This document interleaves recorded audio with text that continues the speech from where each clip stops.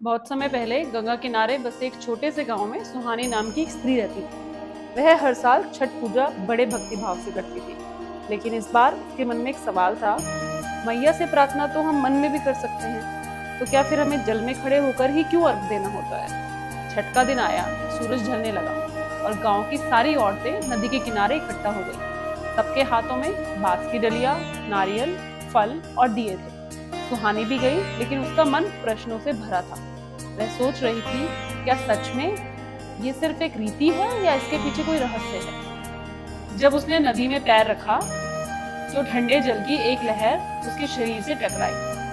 उस क्षण उसके भीतर एक अजीब सी शांति महसूस हुई। वह धीरे धीरे नदी के बीच तक गई और वहीं खड़ी हो गई जैसे बाकी सब। सूर्य धीरे धीरे अस्त हो रहा था और उसकी सुनहरी किरणें जल पर चमक रही थी।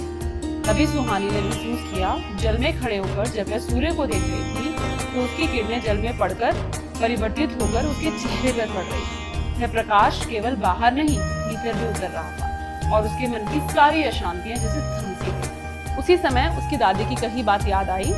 बेटी, जब हम जल में खड़े होकर सूर्य को अर्घ देते हैं, तब हम केवल प्रार्थना नहीं करते, बल्कि प्रकृति को धन्यवाद देते हैं। जल हमारी विनम्रता और सूर्य हमारी शक्ति, दोनों के संग से ही जीवन चलता है। सुहानी की आंखों से आंसू बहने लगे, लेकिन वह दुख के नहीं, आभार के थे।